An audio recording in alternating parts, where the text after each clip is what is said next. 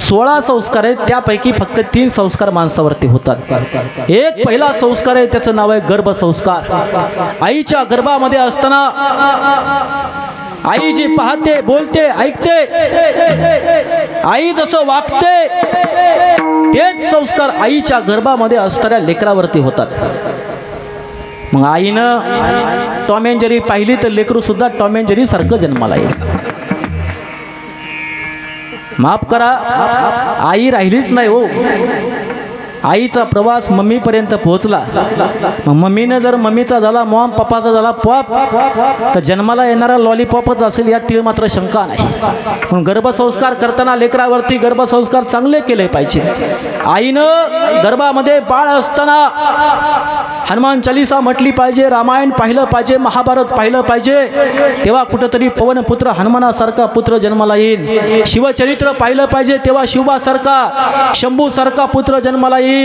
अरे बाळूमामांचं चरित्र ऐकलं पाहिजे, जसं जगाला वेळ लावणारा बाळू मामा जन्माला येईल. एखादी लेक जन्माला येणार असेल तर मासाहेब जिजाऊंचं, राजमाता अहिल्यादेवी होळकरांचं चरित्र गर्भामध्ये बाळ असताना वाचलं पाहिजे. तेव्हा जिजाऊ सारखी, अहिल्या मातेसारखी लेक जन्माला येईल. पण आता आमच्या आई वाचतच नाहीत वो. ते पाहतात फक्त मोबाईल, पाहतात फक्त मोबाईल. धनंजय अण्णा माफ करा, तुम्ही माझं खूप मोठं फॅन आहे आणि मी तुमचा खूप मोठा फॅन आहे. पण तरीही तुम्हाला प्रश्न विचारतो. मी काय अजूनपर्यंत तुमच्या घरी आलो नाही. तुमच्या गावामध्ये तुम्ही अनेक वेळा कीर्तनरूपी सेवेला बोलावलं. आपल्याला धर्मपत्नी किती? एकच बघा, एकच. पण नारदाच्या गादीवरून सांगतो धनंजय अण्णा, आता माणसाला 2 बायका आहेत. तुम्ही म्हणाल कसं? माणसाची पहिली बायको म्हणजे मानव, यात मात्र शंका नाही. पण माणसाची दुसरी बायको जर कोणती असेल तर तो मोबाईल आहे. कोण आहे? मोबाईल. कारण जसं कुठं जाईल तिथं बायको सोबत असते संसारूपी आयुष्य जगताना, तसं कुठं जाईल तिथं मोबाईल सोबत असतो. झोपला की मोबाईल, उठला की मोबाईल, संडासला गेला तरी मोबाईल. मोबाईल शिवाय माणसाला करमत नाही. म्हणून मोबाईल ही माणसाची दुसरी बायको झाली. मला सांगायचं इतकंच, मायबाप लेकरावरती संस्कार करत असताना गर्भसंस्कार फार महत्वाचा आहे. दुसरा संस्कार महत्वाचा आहे, तो म्हणजे विवाह संस्कार. आता विवाह संस्कार म्हटलं की महाराष्ट्रात नाद करायचा पण अण्णांचा नाही. शुभ मंगल सावधान एवढं जरी लग्न कार्यामध्ये माणसांनी ऐकलं तरी सुद्धा माणसांच्या डोळ्यात पाणी उभं राहतं. अशी सुंदर अशी मंगलाष्टिका या महाराष्ट्रात म्हणणारा आपल्या सातारा जिल्ह्याचा डण्या वाघ, महाराष्ट्राचे गानकोकिळा म्हणजे विकास महाराज कोळेकर. हातात गौंड्याचं काम करणारा, गौंडी काम करता करता स्वतः एक चांगला बिल्डर होऊन अनेक बंगले, अनेक वास्तू बांधता बांधता वारकरी संप्रदायाच्या इमारतीची वीट होणारा माणूस कोण असेल तर हरिभक्त परायण महाराष्ट्राची कानकोकिळा विकास महाराज कोळेकर आहेत. आणि परमार्थातला विकास काय असतो शिंदे पाहुणं आपण उघड्या डोळ्यांनी पाहिल्या अण्णांचा. पांडुरंगाची कृपा आहे. ज्ञानोबराय ज्ञानेश्वरीत सांगतात, मिसळले जैसे दूध आणि पाणी, निवडोनी काढी राजहंस. दुधात पाणी मिसळलेलं जर राजहंस नावाच्या पक्षासमोर ठेवलं तर राजहंस नावाचा पक्षी फक्त दूध प्राशन करतो, पाणी बाजूला ठेवतो. तसंच समाजात चांगल्या आणि वाईट गोष्टीत घ्यायचं कोणतंही तुमच्या आमच्या हातामध्ये आहे. विठ्ठल विठ्ठल.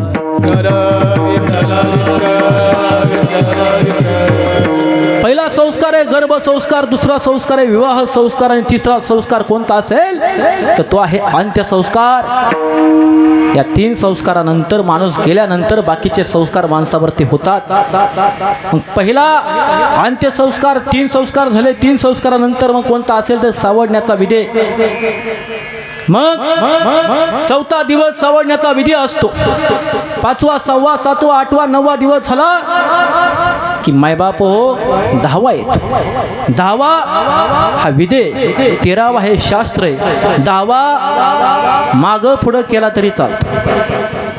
मागं पुढं केला ते चालतं, पण 13व्या दिवशीच करावा लागतो. 13व्यात बदल करून चालत नाही. 13व्या दिवशीच करावा लागतो, कारण 13वं शास्त्र आहे, 10वा विधी आहे. विधी बदलता येतो, शास्त्र बदलता येत नाही मायबाप. मग का करायचं वर्ष श्राद्ध हे तर कळलं पाहिजे. का करायचं वर्ष श्राद्ध? ज्ञानोबराय ज्ञानेश्वरीमध्ये लिहितात, फेडून या पितृ ऋण भावे करून या श्राद्धाधिक क्रिया पर्व काळी. पितरांचं ऋण फेडण्याकरता मनामध्ये भाव आणि श्रद्धा ठेवून 365 दिवसानंतर केलं जातं, त्याला वर्ष श्राद्ध म्हणतात. पण मनामध्ये काय पाहिजे? भाव पाहिजे, श्रद्धा पाहिजे, पितरांविषयी भक्ती पाहिजे. आणि जर ती नसेल तर मग पित्र काय तुम्हाला सोडत नाहीत. कल्याणाची सर्व काळ, कल्याणाची सर्व काळ, कल्याणाची सर्व काळ, कल्याणाची सर्व काळ. तुका म्हणे पित्र आशीर्वाद देते, तुका म्हणे पित्र आशीर्वाद देते, तुका म्हणे पित्र आशीर्वाद देते, तुका म्हणे पित्र आशीर्वाद देते. कल्याणाची सर्व काळ, कल्याणाची सर्व काळ, कल्याणाची सर्व काळ, कल्याणाची सर्व काळ. अण्णा तुकोबराय म्हणतात, तुका म्हणे पित्र आशीर्वाद देते. पण कधी भक्तिभावानं श्राद्ध केलं काना, मनात भाव ठेवून जर श्राद्ध केलं, विधी केला, 13वा केला तर पित्र आशीर्वाद देतात. आणि नाही केला तर मग पित्रांचा त्रास काय असतो शिंदे पाहुणं, हे आपल्या धनगर समाजाला चांगलंच माहीत आहे. मग पित्र जर कोपले तर पित्र काय करतात? आहाकटा करतात.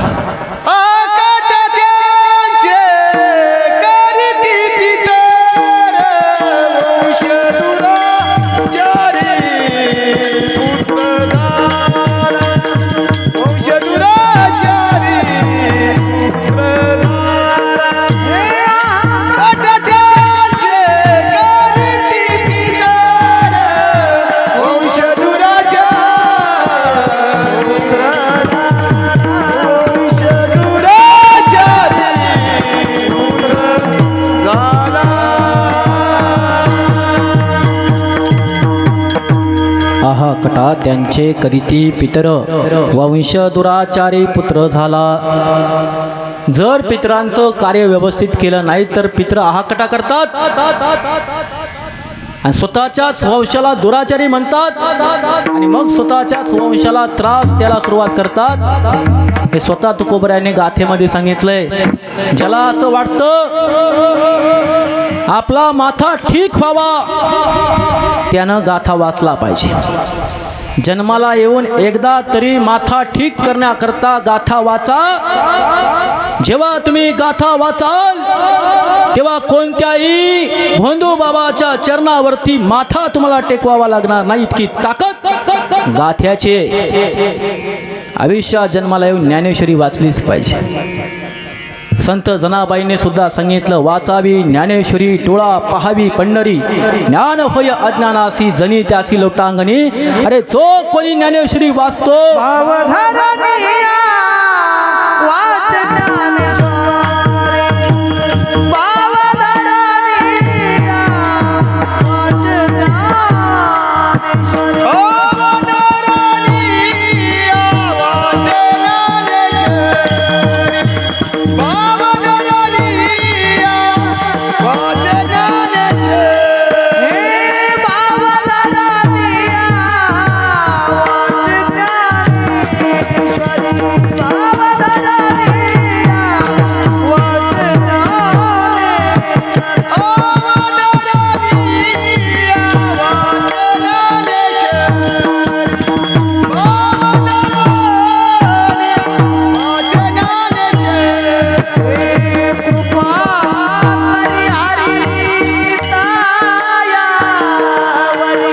कृपा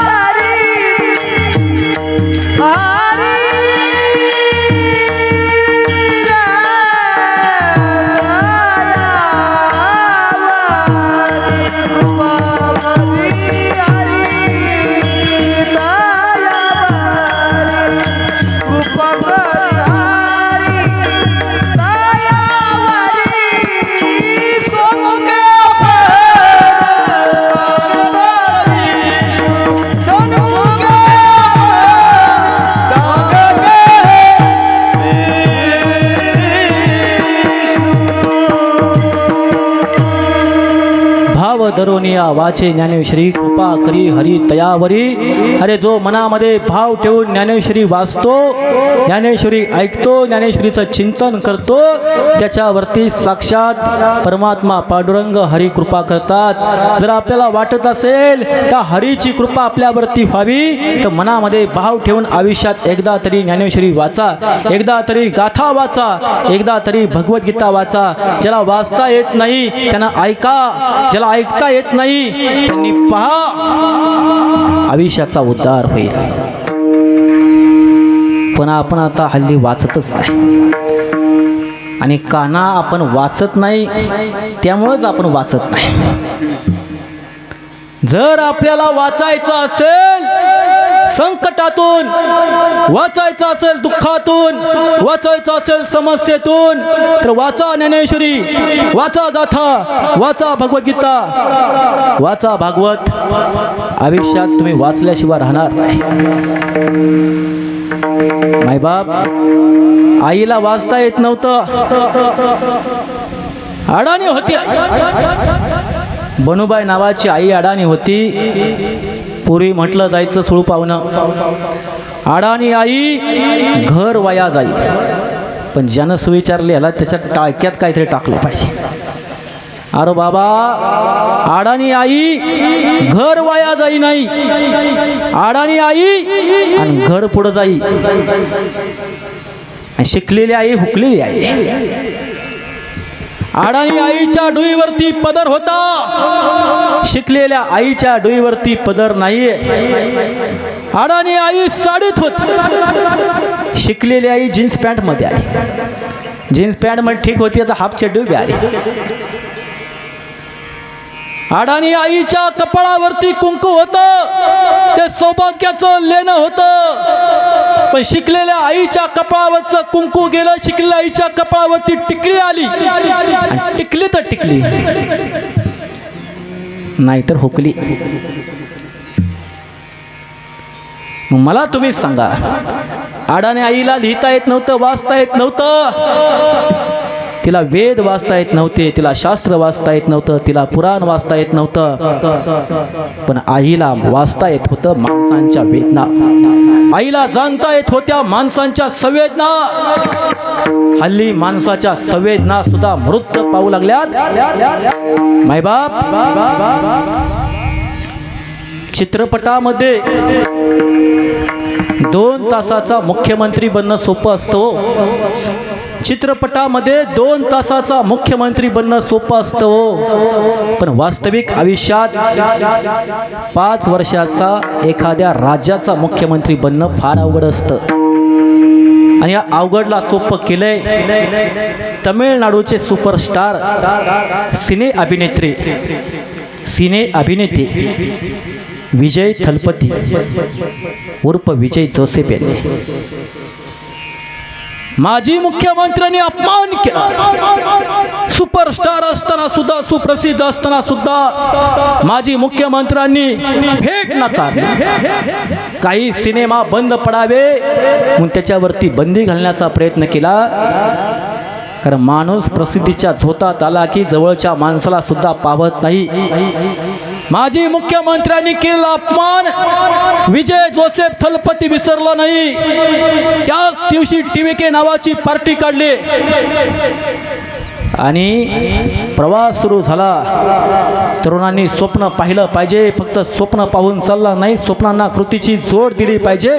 कृतीची जोड दिली आणि एका सिने अभिनेत्यापासून ते तमिळनाडूचा मुख्यमंत्री होण्यापर्यंतचा प्रवास त्यांना संपन्न केला. त्या तमिळनाडूचे विद्यमान मुख्यमंत्री विजय थलपती. विजय थलपतींचा उल्लेख का केला?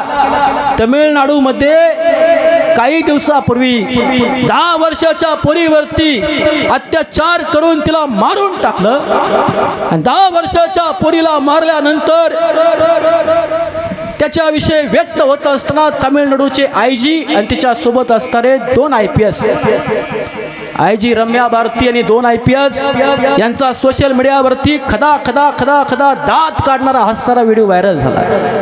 तुम्ही सर्वांनी पाहिला असेल. सोशल मीडियातून जेव्हा प्रतिक्रिया उमटू लागली, माणुसकीला कायमा फासणारे रक्षकच तर आता भक्षक झाले. रक्षकांच्याच पोलिसांच्या जर संवेदना संपल्या तर न्याय मागायचा पुढं कोणापुढं असा प्रश्न निर्माण झाला. तेव्हा तात्काळ अरे तमिळनाडूची आयजी असताना सुद्धा रम्या भारती व 2 IPSांना जागेवरती एका लेकराच्या मृतपणावरती मुलाखत देताना हसल्यामुळं जागेवरती निलंबित करणारा मुख्यमंत्री म्हणजे विजय थलपते. असा मुख्यमंत्री महाराष्ट्राला पाहिजे, तेव्हा सर्वांना दिवस चांगले येतील. आज शेतकऱ्यांची अवस्था काय अवस्था शेतकऱ्याची? घरामध्ये कांदा चिरत असताना आईच्या डोळ्याला, बहिणीच्या डोळ्याला पाणी तुम्हाला दिसतं, पण हाडाची कडं रक्ताचं पाणी करून जेव्हा बाजारात कांदा विकायला जातो माझा बळीराजा, तेव्हा त्याच्या डोळ्याला आलं पाणी तुम्हाला दिसत नाही. शोकांतिका आहे. आज प्रत्येक वस्तूचे भाव वाढले. अरे पायात घालायच्या चपलाचा भाव ठरवण्याचा अधिकार त्या चपलाची निर्मिती करणाऱ्या कंपनीला आहे, त्या चपलाची निर्मिती करणाऱ्या माणसाला आहे. आपल्या अंगावरती जे कपडे, या कपड्याची किती किंमत ठरवायची याचा भाव कपड्याची निर्मिती करणाऱ्या कंपनीला आहे. मैबाप, या भारत देशामध्ये ज्या ज्या वस्तूंचं उत्पादन होतं त्या प्रत्येक वस्तूचा भाव ठरवण्याचा अधिकार त्या वस्तूच्या मालकाला आहे. पण हाडाची कडं रक्ताचं पाणी करून शेतामध्ये माल पिकवणाऱ्या मालाचा भाव ठरवण्याचा अधिकार माझ्या शेतकऱ्याला नाही, माझ्या बळीराजाला नाही. हाडाची कडं रक्ताचं पाणी करून शेतामध्ये माल पिकवणाऱ्या मालाचा भाव ठरवण्याचा अधिकार ज्या वेळेस शेतकरी बापाला येईल ना, त्यावेळेस शेतकऱ्यांच्या आत्महत्या थांबतील आणि त्याच वेळेस या देशातला शेतकरी सुखी होईल. आज शेतकऱ्यांची अवस्था अशी जसा वेढ्यातपणा आहे. 12 महिने 13 काळ पाऊस, काळी उन्हाळा आहे. राजे चुकूनही विचारू नका शेतकऱ्यांची अवस्था कशी आहे. राजे चुकूनही विचारू नका शेतकऱ्यांची अवस्था कशी आहे. घरच्याच आड्याला फाशी आहे. व्याजाने व्याज वाढत जातं राजे, तरी विचारतो सावकार हप्ता का चुकवतो. चला ना राजे, तुम्हाला तुमचा महाराष्ट्र दाखवतो. एक काळ असा होता, राजमाता मासाहेब जिजाऊ नावाची माता म्हणाली, अरे शिवबा, इडा पिडा टळू दे, बळीचं राज्य येऊ दे. तेव्हा शिवबा राजांनी विचारलं, मासाहेब कोण हा बळीराजा? तेव्हा मासाहेब जिजाऊ सांगू लागली, शिवबा, बळीराजाच्या राज्यातली ती रयत सुखी होती, रयत आनंदाने उड्या मारत होती. त्यावेळी शिवबा राजे म्हटले, मासाहेब मी होईन तो बळीराजा. आणि वयाच्या 16 वर्षी छत्रपती शिवाजी महाराजांनी हिंदवी स्वराज्य निर्माण केलं. आज 6 जून 1674 छत्रपती शिवाजी महाराजांचा राज्याभिषेक येतोय. भगवान परशुरामांनी 21 वेळा ही पृथ्वी क्षत्रिय विहीन केली. एकही क्षत्रिय राजा या पृथ्वी तलावरती उरला नाही. पण एकही क्षत्रिय राजा उरला नसताना सर्वसामान्य माणसाला क्षत्रियत्व प्राप्त करण्याकरता 6 जून 1674 छत्रपती शिवाजी महाराजांनी राज्याभिषेक सोहळा केला. 32 मणाचं सोनेरी सिंहासन थाटलं आणि 6 जून 1674 मराठा छत्रपती झाला असा बकरकार इतिहासकार लिहायला लागतो. शिवबा राजांच्या यशाच्या पाठीमागं सुद्धा एक आई होती. त्या ठोंबरे परिवाराच्या यशाच्या पाठीमागं सुद्धा एक आई आहे आणि त्या आईचं नाव आहे बनूबाई. विठ्ठल विठ्ठल.